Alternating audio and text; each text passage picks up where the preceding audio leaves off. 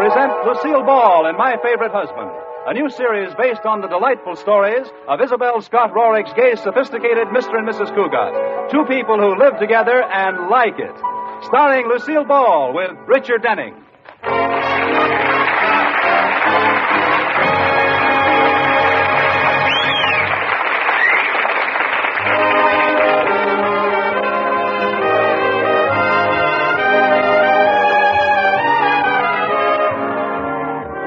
And now, let's look in on the Cugats and see what they're doing.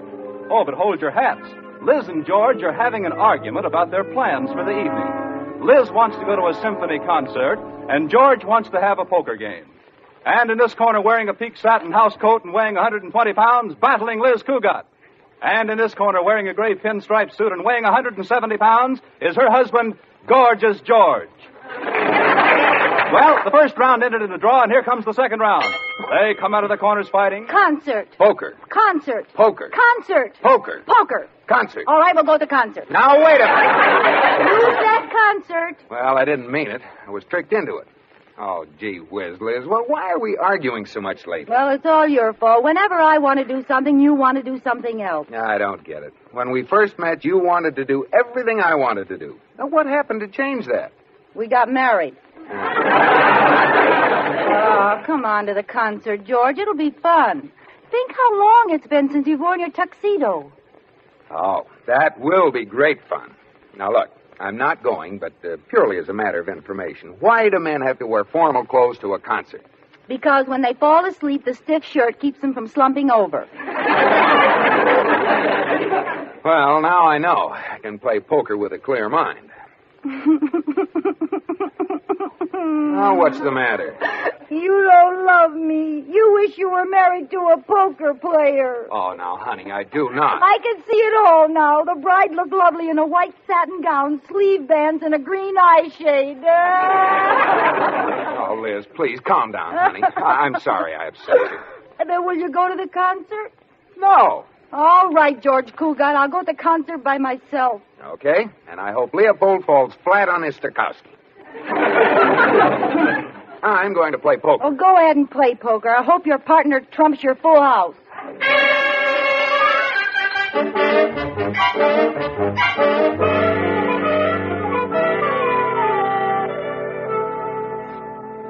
Oh, Mrs. Cugat, can I get you some lunch? Lunch? Oh, I forgot to tell you, Katie. I'm going to a women's club luncheon. So you better make me a nice big sandwich. I know what you mean. Who's going to speak today? A marriage consultant named Professor Milmoss. He's going to talk to us about happy marriages. I'm so upset about that argument George and I had, I don't even feel like going. Well, why don't you stay home? Oh, I can't. I have to sit on the speaker's platform as an example of a woman who's been happily married for 10 years.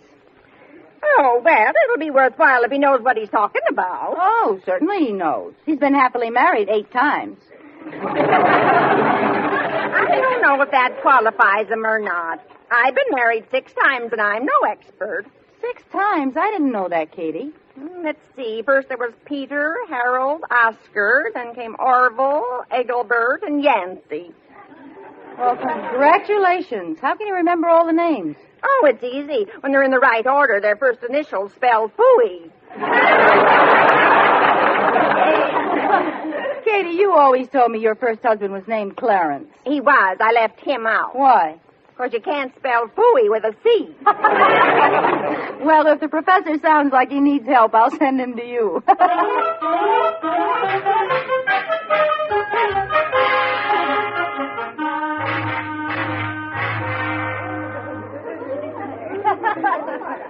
Ladies. Quiet, please, ladies. Girls. It is my pleasure to present to you one of the world's greatest authorities on successful and happy marriages, Professor Philpott Milmoss.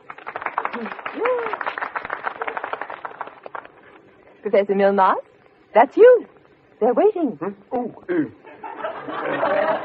Ladies, pardon me till I take a swallow of coffee.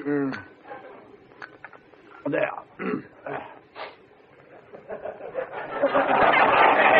Ladies, I speak to you today on one of the most wonderful of human achievements, A happy marriage. Now, don't take that plate. I haven't finished that pastry. Now, ladies, the trouble with most marriages lies with you. Oh, I don't agree with that, Marge. How about the husband? You said it. Right from the beginning, you must realize that the answer to the question about love, honor, and obey is I do, not who does. Let us consider for a moment the arguments between husbands and wives. Now we're getting someplace. Now, most of these arguments are caused by the husband and the wife having varied interests, wanting to do different things. You know, Marge, that's exactly why George and I had an argument this morning. If there are any of you who have had an argument for this reason recently, hold up your hand. And I see all of you have your hand up. So we will proceed to the remedy. This ought to be good. Be a pal to your husband. Learn to like the things he likes. Be interested in his hobbies. For this way lies peace and happiness in marriage. I'd like to ask a question, Professor. Oh, certainly. Does this system really work? Oh, you have only to read the testimonials in my book, which will be sold at the door as you leave, 79 cents. Well, but, Professor, why does it have to be the woman who gives in? A very interesting question. The answer lies in my book, which will be sold at the door as you leave, 79 cents, I know, yeah. Let me quote from page 65. Quote, be your husband's best friend. Be like his dog. You never hear a man arguing with his dog. But, Professor, I haven't finished. Oh, I'm sorry. Unquote.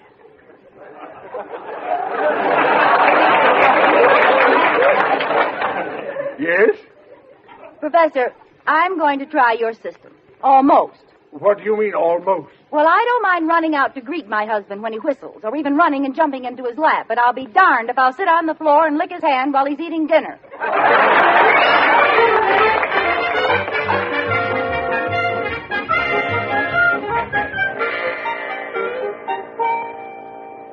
Pardon me, Mrs. Cugat, but Mr. Cugat just came home. You asked me to tell you. Oh, thanks, Katie. I've been studying Professor Milmoss's book all afternoon. Oh, then you learned something from him? Yes, the way to get along with your husband is to let him treat you like a dog. Did he say that? Well, not exactly, Katie. What he did say was that a wife should be a pal to her husband. She should like everything that he's interested in. That wouldn't have worked with my first husband. Why not? He was interested in a little blonde waitress. Oh, fine. Well, I think it'll work with George. You know, Katie, our marriage might have been ruined by my attitude. I'm going to be a pal to George. Well, he's in there reading the paper. Good. I'll start in by reading the paper with him, the part he likes. Wish me luck. Hello, George. How's my little husband tonight? Your little husband is fine, and he is not going to that concert. Oh, who cares about an old concert anyway? Give me part of the paper, honey. All right. Here's the society page. Society page? Oh, give me something interesting. Where's the sports page? Sports page? Mm-hmm. I've never seen you read the sport page. Well, I never miss it. Give it to me. I'll read it to you. Yeah, this should be interesting. Here. Mm-hmm. Well, let's see now. Williams Bags Crown by Tico and Eighth. Tico.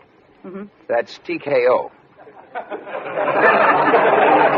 Well, how would you pronounce it? Technical knockout. Oh. Well, I never cared much for basketball anyway. I see. Oh, well, now here's something I didn't know about. Midget racing. What about it? They ought to be ashamed making those little men run around the track. Thank you, Ted Husey. And you didn't think I knew anything about sports. Tell me, Red Barber, what else is new in the sports world? Oh, my goodness. This is even worse. They're racing little girls. This I've got to see. It says so right here. Yesterday at Tanparan, a race was won by a 3-year-old maiden. You can't fight a thing like this. You've just got to let it go. Well, she certainly was carrying a lot of money for a little girl. She had $2,000 in her purse. Liz, that would do credit to Grantland Rice. For what? Haven't you ever heard of Grantland Rice? Certainly I've heard of Grantland rice, but I never tasted it. Oh, Liz. George, I have something to tell you. I'm not going to the concert tonight. Oh, you're not? No, George, I'm going to be a real pal to you, sharing the same thing. I'm going to stay home and play poker with you and the boys. What? But, Liz, you don't know how to play poker. Well, I'm going to learn how. I've got a whole hour before they get here. Oh, no.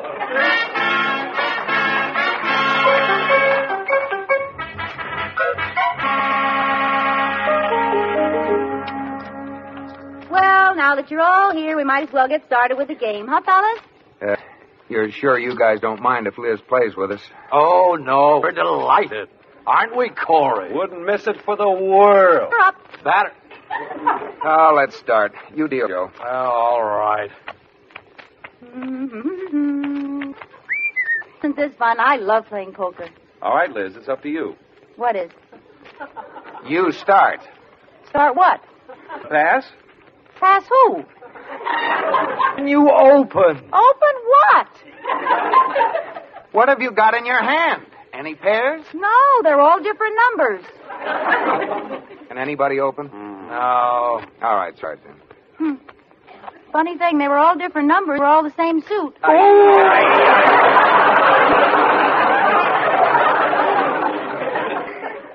Your deal, Corey. Do I have to? Oh, well. Ooh, a queen. Liz. Ooh, sister. Liz, you're supposed to keep your cards a secret. Ooh. What did you get, Joe? I shouldn't talk, but tell your two amp for Laverne.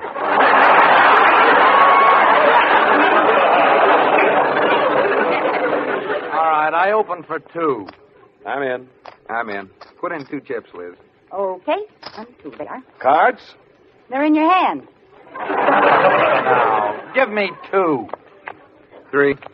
How many cards do you want, Liz? Oh, do I get more? You throw away the worst cards in your hand and try to draw better ones. Why? Because that's the way you play poker. Oh, well, which one shall I throw away? The 2.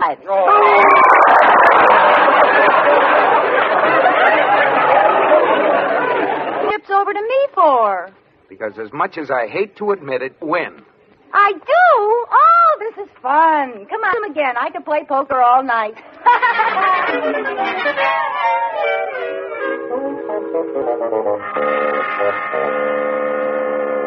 Corey, I'm glad you came over. I don't know what to do about Liz. This pal business is driving me crazy. She's still acting like your shadow, huh? Is she? Yesterday, she spent the whole day at the bank. Said she wanted to learn all about my business. Did she find out anything? Yes, she found out how to lock our president, Mr. Atterbury, in the vault. Oh, brother. Mad? I don't know. They couldn't get him out till this morning. I'm licked, Corey. I'm going on a camping over the weekend to get rid of her. Wait a minute, George. I have a wonderful idea. Take Liz on that trip with you. Very funny. Oh, I'm serious. Take her with you and work her head off. By the time she's hiked through the woods, waded through icy streams, and slept on the cold ground, she'll be sick of being your boon companion. Corey, that's a great idea. If I don't kill this thing some way, she'll be buying us mother and daughter suits.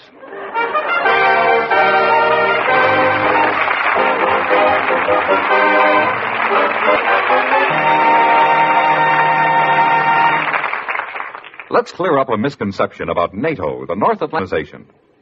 Although NATO is a military alliance of freedoms, it is not in violation of the United Nations Charter. The UN specifically permits its member nations to band together in smaller groups to guard their independence. That's why, ever since NATO was founded in April 1949, it has been a help to the UN rather than a source of embarrassment. Because NATO, like the United Nations, is helping to maintain the peace and has served as a most effective deterrent to forces of aggression. Not 1 inch of NATO has been lost through internal subversion or from military intervention for the time that NATO has been functioning. And just as important, countries have also raised their economic self-sufficiency of living to... Is it any wonder that NATO is known as the shield and the hope of the free world? Give NATO your support and interest. Learn more about its vital work, military, cultural, and economic. Remember, NATO is guarding freedom.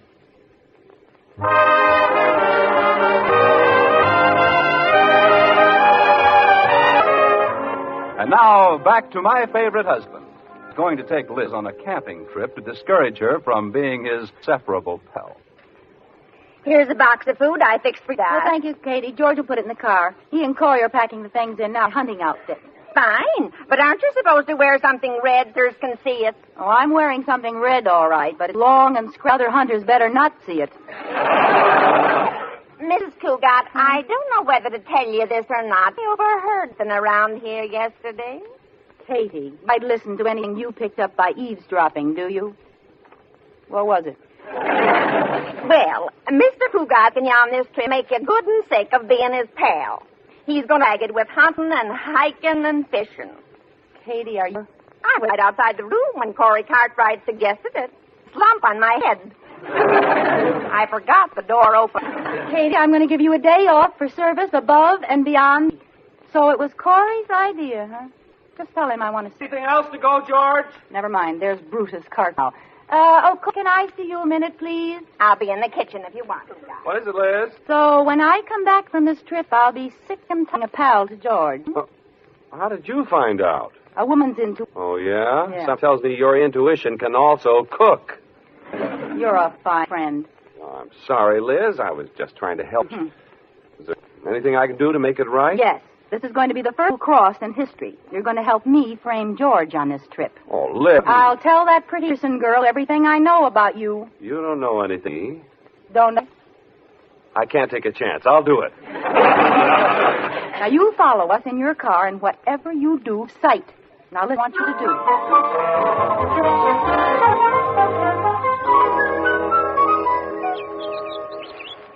Ah, this mountain air is...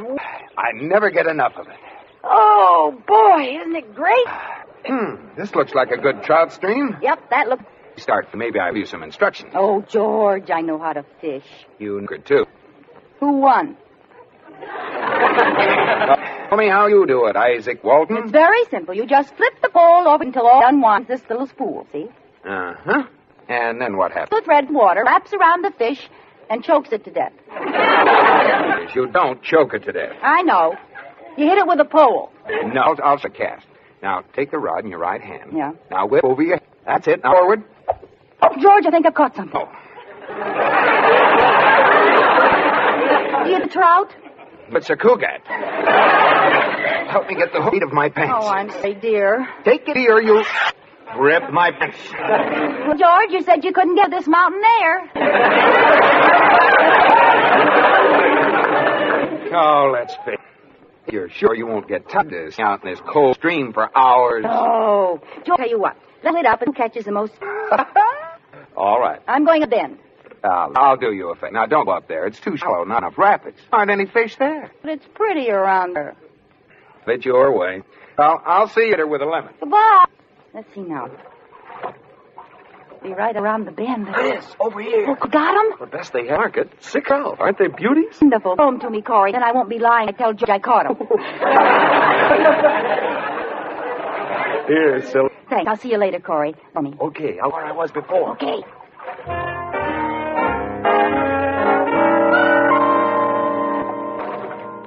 George! George! Em!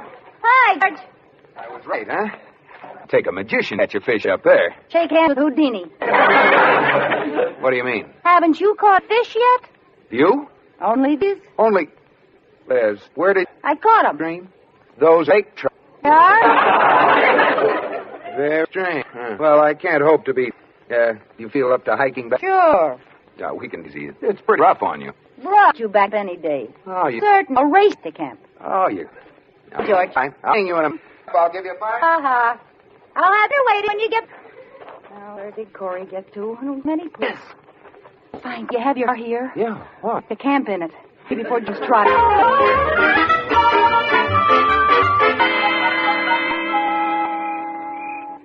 It's getting dark, Corey. George yet? No, gee, I'm lost. Oh, wait a minute. There he comes now. Road. Where? I don't see anyone. Well, crawl hands and knees. Get out of it to me. Okay. Thanks for everything. George, is that you, pal? Oh. You like hiking, is there? George, tired, are you? George, say something. What? I had time. You got back then? Yes, but I ran most of the way. Well, George, how'd you go to bed? Remember, you promised to take me hunting at 5 o'clock in the morning.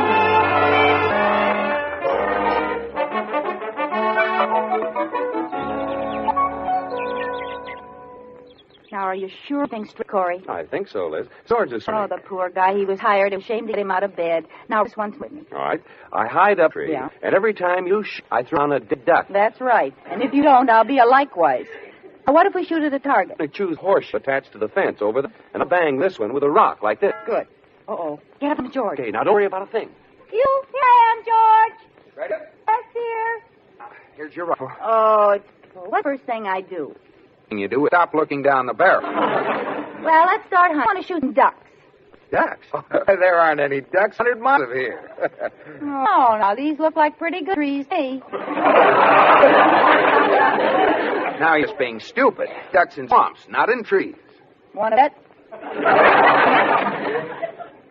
If there's a duck in any of these, my name isn't George Cugat. We'll just see. Here goes. What'd you say, Sam? I don't believe it. All gone south for the winter. Well, maybe this one could vacation. Mason, you couldn't get in a million years. Of course I could do it.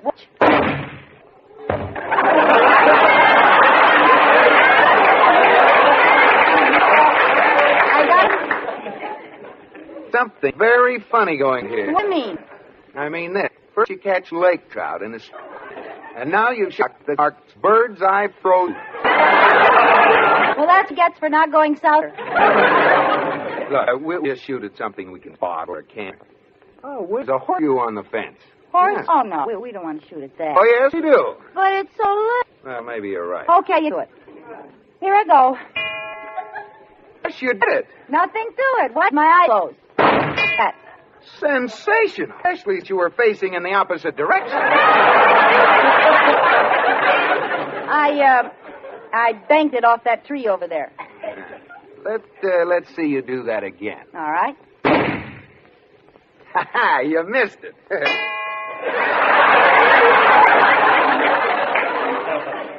That was one of my slow ones. Give me that gun, Liz. I'll show you some real fancy shooting. What kind? There's a wolf up in that tree. There is? Yes. A blonde one with a bow tie. You know, they often climb trees to eat ducks. Now, watch this. 1, 2. Hold it, George! Come on down, Corey. It's all over. Put the gun down, George. We were just having a little fun. Are you mad, George? I don't know. It was a pretty cheap trick you pulled on me. Well, it was a dirty trick you pulled on me, bringing me up here to run me ragged. Yeah, I guess it was. Oh, come on. Let's make up, George. Let's not be pals or companions. Let's not even be friends anymore. Let's just go back to being man and wife.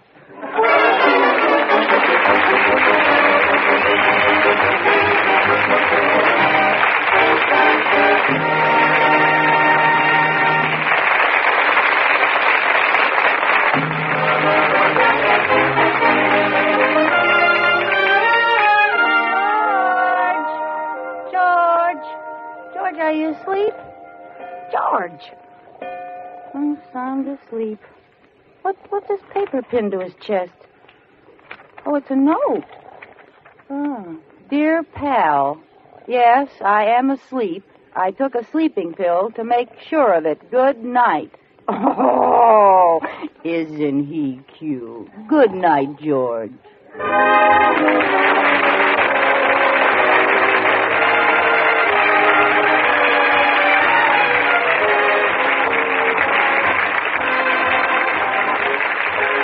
My Favorite Husband has been presented through the worldwide facilities of the United States Armed Forces Radio and Television Service.